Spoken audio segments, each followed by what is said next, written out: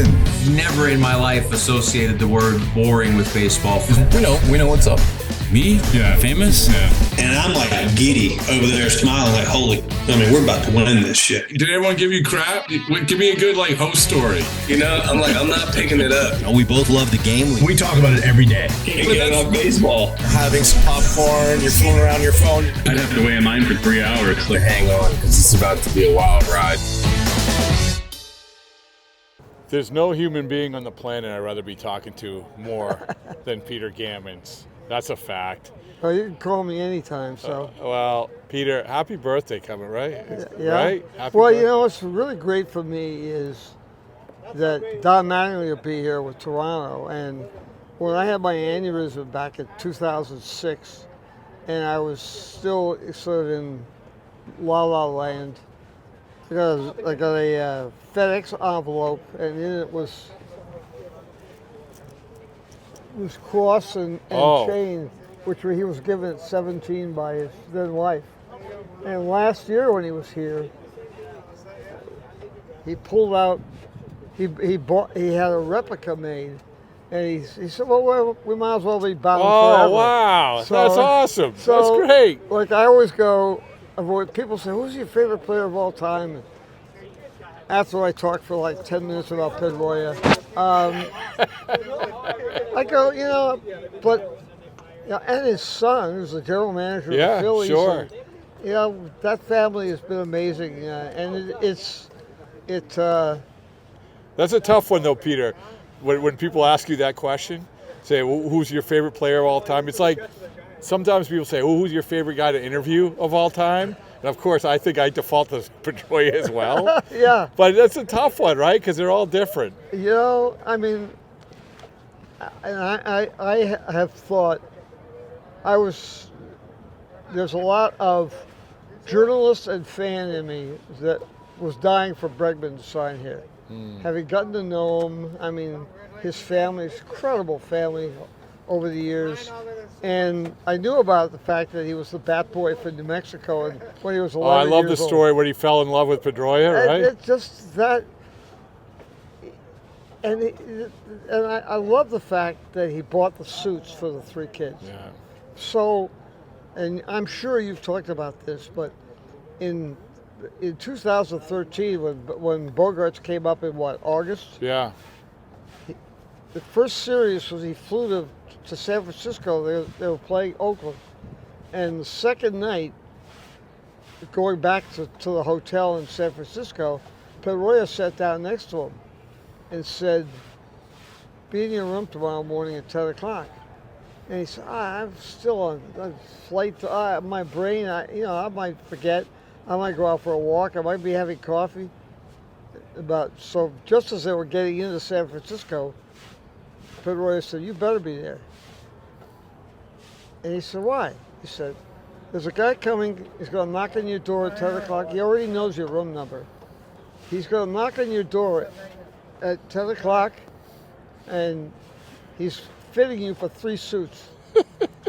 and Bogarts told me, he said, I can't afford 1 suit. And Pedroia said, they're already paid for, be there. And,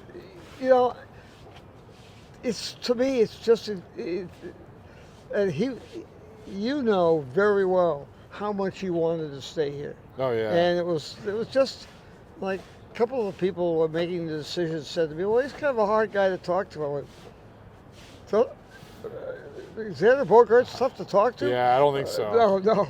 And, but he always wanted to be able to do the same thing for a kid here. Oh, yeah. And that was like that underlying thing that made it so difficult. He's never forgotten to this day. I'm sure he'll do the same thing for somebody in San Diego. But that sort of thing just means so much. I know, from a lot of kids that are with the Yankees. Aaron Judge does things for people all the time. It's incredible what buying these complicated, games for all the players, and they all play. He'll be in California, and he'll have teammates in Cohasset, Massachusetts, and in New Jersey, and he'll play with them in the off season, and that builds such a thing on the team. Well, there's a million things I could talk about with you, but because you're talking about that, we'll talk about the importance of having presence on a team, the importance of having leaders on a team, the importance of having the guys who are going to do exactly what you just talked about on a team.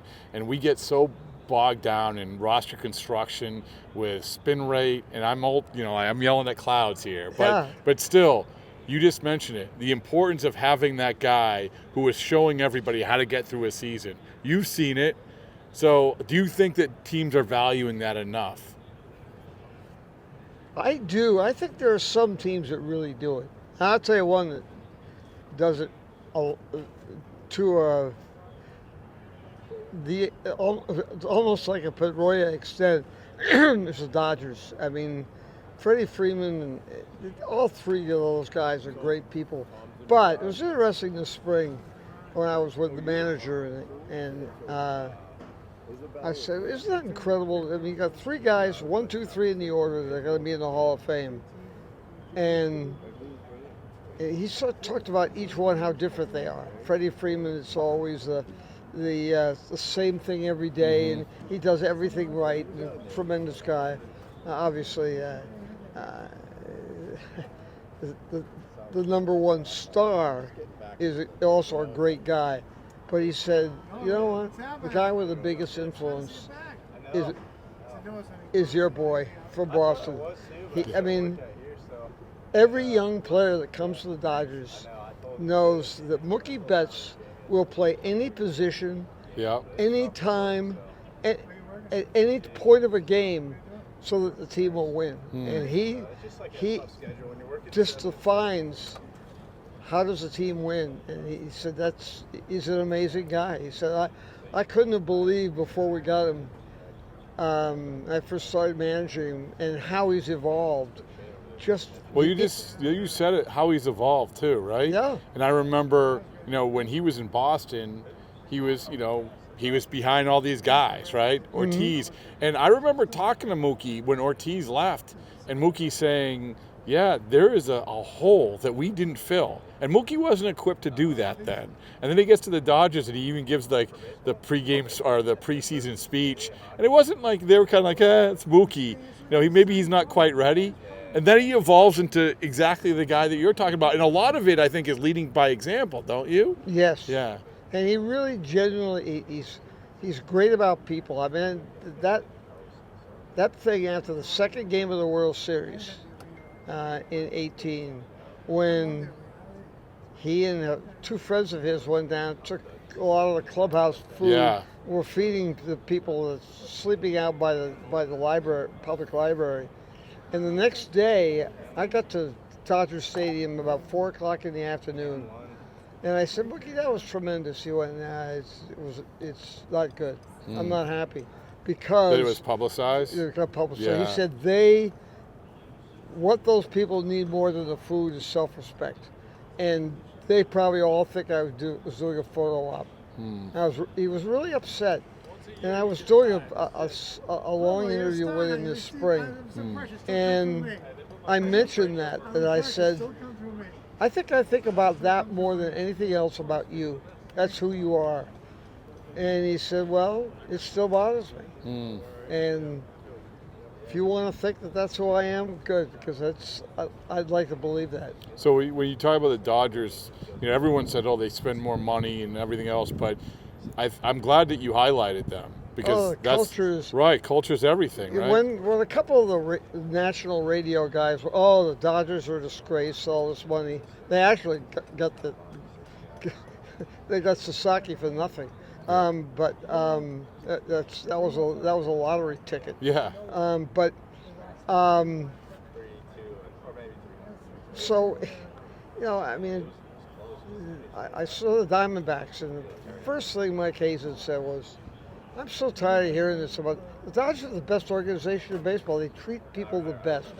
And it's, our job is, we know what we are. Our job is to play well, make the playoffs, but have the type of team that can win in September and October. And that's what you have to do. And I mean, he did it once. He beat the Phillies and the Dodgers in the playoffs a couple of years ago. Yeah. And I think that they're good enough to do it again. I mean, they're a team that could beat the Dodgers. I mean, I said that yesterday. So the Padres, the Phillies, and another Phillies are another clubhouse, culture. Oh, yeah. Right? And so let me ask you this, because people talk about leadership, and there's not a lot of C's on the chest of baseball players. And you can tell me if I'm full of hooey, Peter. But I think that the players are so few and far between in a baseball team that can do that, because a baseball clubhouse, you have to have leaders in all corners of the clubhouse. There are some guys, like Judge is a guy, right? Ortiz was the guy, or, like the guys that everything has to be filtered through. But if you can give your perspective of that, of leadership on a baseball team. I think, the Phillies, you mentioned the Phillies are a great example. I mean, Bryce Harper in one way, because he plays so hard all the time. He's a great player. And I thought it was a big factor in the Red Sox going as far as they went in 21. Kyle Schwarber is a leader on a team. You remember, he'd be out here. He'd be the first guy out to batting practice. He'd be the last guy to leave, and he'd be with the young players, teaching them. And also, he has the great sense of humor. Yeah. That's important. And this spring, a couple of guys said to me, "It's really interesting. Harper's great in that way, and especially because he plays so hard all the time and he loves the game so much. But Schwarber just there's something about him. Yeah. It's the humor. He really knows the game. You have to reach all corners of the clubhouse, right? And that's another thing. And I think Bregman's that way. Yes. He goes in there. You see him over at this locker with Devers. You see him over this locker with the rookies. You see him over the locker with the pitchers. And I know that there's a lot of guys in baseball. But my point is that this has become, I just think this is such a valuable thing for winning teams, I do too. I mean, I'll tell you a guy who's great talking about that, because he goes back to where he was mentored by Henry Aaron. But Dusty Baker is incredible talking about team guys. And one day I mentioned to him that I thought one of the sad stories of the 70s, when this city was kind of torn apart, and there was still a lot of racial stuff around, that I said, it's just a shame that Reggie Smith kind of got driven. Finally said, I remember the day that he said to me, "You could go right that I want to be traded." And Reggie Smith, Dusty to this day says that next to Aaron is the greatest teammate he ever had. And it wasn't Garvey and people like that on the Dodgers, it was Reggie Smith. And he's a brilliant guy, runs a great institute in LA for both sports and for education, inner city, and also he knows so much about Japanese culture. It's incredible. It is and so you have guys, and I remember Mookie saying this to me a couple of years ago. I don't know if he followed through on it, but he said, in the off season, one of the things I'm going to prioritize is learning Spanish, because to your point, is that he's knew that was going to be an important thing if he wanted to reach all corners of the clubhouse, right? And I mean, that obviously is a help for a lot of guys, but it's just, I'll come back to it, Peter. I just think that when you're building a team, you have to have good players, but you have to have good people. Yes. So I mean, yeah, I would imagine you've seen a lot of that. Yep. I think the biggest regret I have, this is my 53rd year, my biggest request is about disappointment is I didn't learn Spanish. It was a mistake. I mean, consider when I first started, there was very little Spanish spoke, but it started to really multiply in the 80s, I thought. And you'd be at the Holiday Inn in Winter Haven, but the Latin players would basically be in the back of the Holiday Inn, and they'd eat at a different time, especially the minor leaguers, so the major league players. And it was a mistake. I knew players in Montreal that learned Spanish just because Felipe Alou was such an incredible leader. And he was great to me, and never, I was talking to a guy that was a coach with him and played for him and so forth, and he said, "Didn't Felipe push you to learn Spanish?" I said he didn't, and I think he sort of did it out of respect because he knew how much I respected him, and I wish he had, because if Felipe had pushed me, I think that would have put me right over the top. Well, let me ask you this. I was talking about clubhouse culture. This is a topic that has come up a lot about how young players are treated compared to back in the day. I would imagine when you certainly went earlier in your career, it was completely different. And it wasn't even that long ago, probably, but it was completely different how they treated rookies.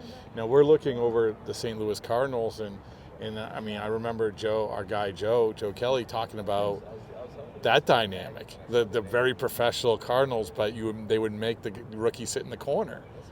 That's not really the case I don't know how it is with the Cardinals, but I think in baseball, they understand if you can play, we're going to treat you well, right?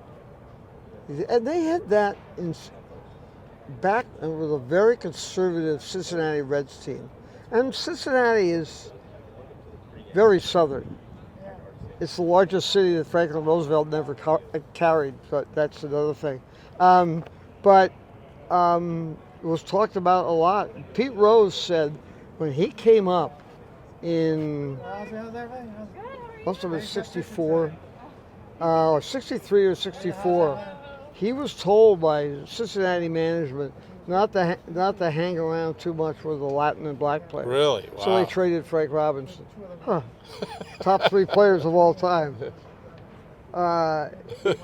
It's, there were those cultures, and it's too bad. Considering that, but it is different. It's amazing how Robinson changed. I think Robinson ended up changing the collaboration between black and Latin players. Yeah. And how they boomed. I was really lucky when I first was at the Globe. The editor of the whole paper, Tom Winship, who I think Mike Barnacle and I both always kid all our admirable friends from the Washington Post. He was the greatest newspaper editor of all time. But I just suggested, I had been covering for 2 years. 73, I asked, would it be possible for me to go down, spend a week or 10 days in Puerto Rico, where Frank Robinson was managing, in working to prove that he could be the first black manager. And that's not up to the sports editor. You got to go and win a ship set. That's great. That's a great idea. Yeah. And all the time, friends of mine who worked in Washington and Baltimore used to say, "How come you and Frank?" Or Frank would say, he rode the bus with me and all over Puerto Rico, and wow, man! Talk about getting ahead of the curve. Yeah, well, good for you. He was always for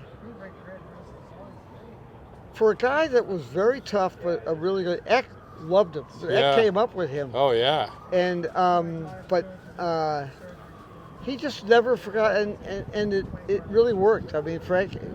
You know what you're reminding me of? Something that we'll never see again. Things that we'll never see again. Player managers. Can you imagine now? It's impossible. It would be impossible. I mean, to think about that they did this. Because the managers now are responsible for the ownership and front office press conference, the news of the day. They have to be spokesman for the team. It's spokesman for the team. As Joe Madden said, when 7 o'clock rolls around, you have 10 voices in your head already. Never mind getting ready for a game. Oh my goodness! Can you imagine? Did anyone do that? I mean, somebody did it well. I mean, obviously, Bill Russell did it well. Yes. That's who did it well. And I mean, Frank did it well for a while, but it's just so hard to do. I mean, Larry Doby essentially just immediately said, "No, I'm gonna be just the manager," and they brought Tony La Russa up to be his third base coach. Yeah, yeah. But it's really tough, and I think it's important for managers to be close to players. Yeah. They have relationships, but at the same time, I don't think you could.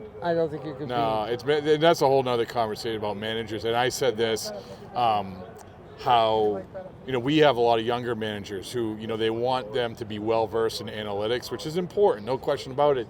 But Peter, if you look at the Final Four managers for the last few years, they're all older. They're all, and you know why this is, I think? Because they understand what's important and what's not. Yep. It's no eyewash.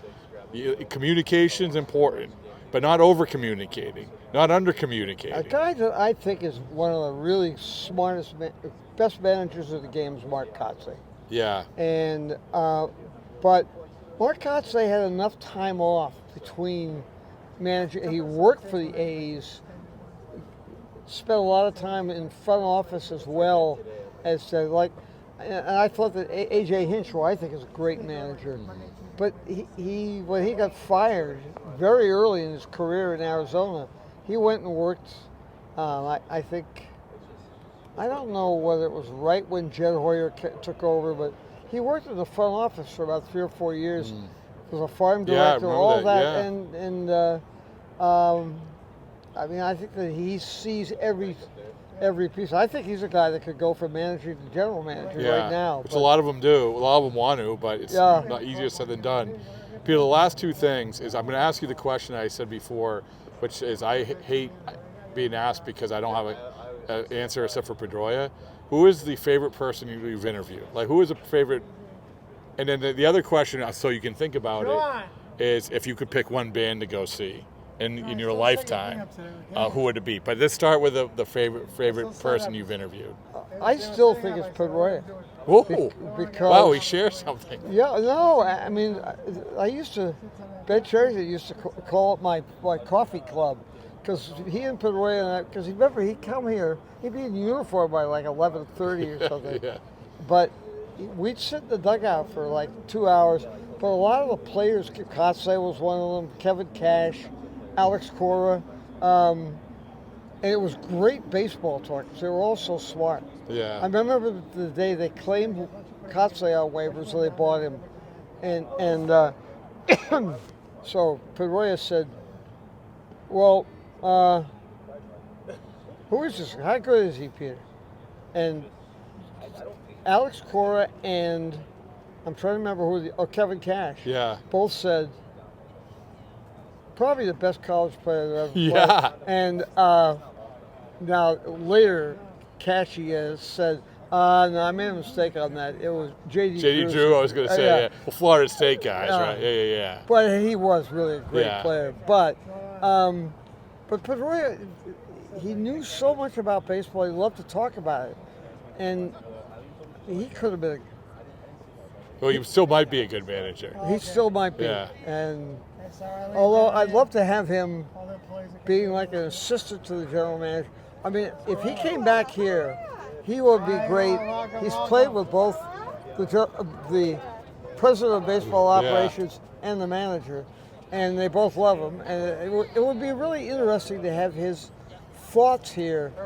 And if there was ever a problem going to ownership about something, there's no doubt that he would say it. And I actually believe now, like, one of the things that and I think I saw it when Bregman signed, that great picture that Linda posted.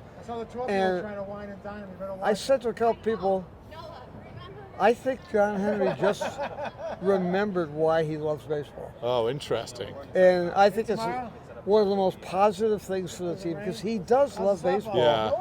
He would get bothered by being booed and I'm not sure that booing ownership really does. Isn't that so important for owners to remember why they got into it? Yeah. And I looked at like John Middleton saying the thing about I don't think the 27 Yankees were worried about the salary cap or whatever it was or stuff like that. But I'll give you a quick Pedroia he's showing up. And I remember those moments that you talk about sitting in the dugout and it was just him and Cora. And he says it was this very candid moment.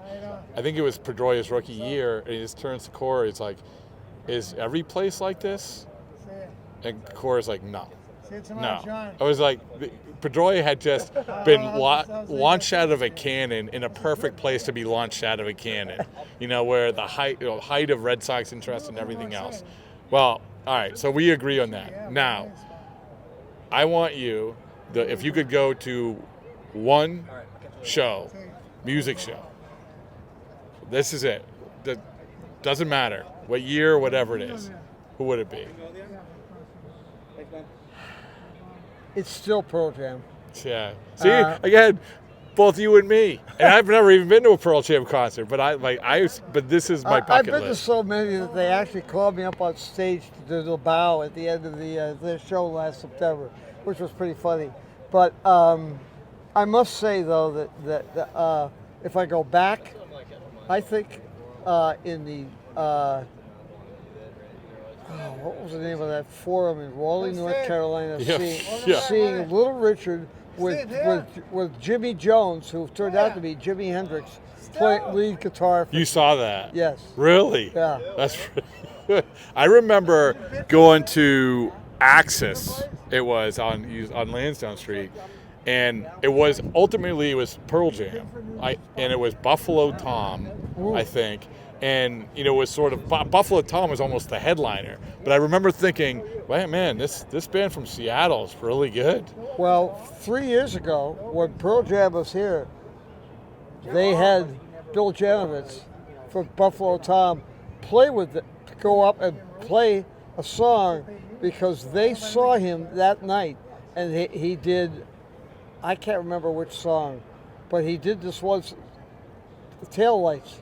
And he did that, and Eddie Vedder is still one of his favorite songs, so he had him come up and play. Oh. And then when Eddie came to our Hot Stove Cool Music in 2017, because of Theo and the Cubs, and he played and so forth, it was really cool because, again, he made Bill play that Taillights Fade.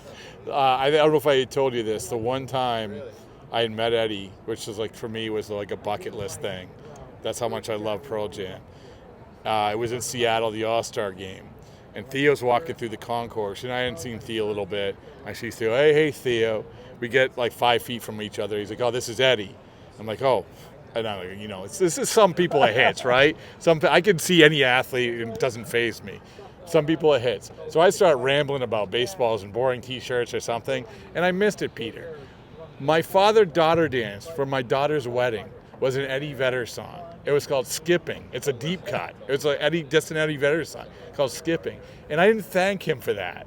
So please, as I said, one of my missions is to thank Eddie Vedder for that song. So, yeah. Well, hopefully they'll be back, probably be 2 years. Yeah. But he loves playing here. So. All right. Well, and their road manager George Webb, who's a baseball fanatic, he loves coming here too. And I'll say this: all the guys that work out there and around the stage and so forth. Last year, I was waiting to go up and sit on the stage. I sit with George during the concerts, and they were all saying they're the nicest people. Oh, that's good to hear. And said that Eddie goes around all these guys have been working at the ballpark for years. He goes around, thanks them all. Yeah. Well, I want to thank you. Thank you for sitting down. Thank you for all that you great. do. You're doing it's great, and you make so much news with the interviews. I mean, you get good people, and it's really important. Well, all I have to do is have Joe Kelly on and rip the Yankees, so that's it. No, I appreciate your appreciation. Thank you so much.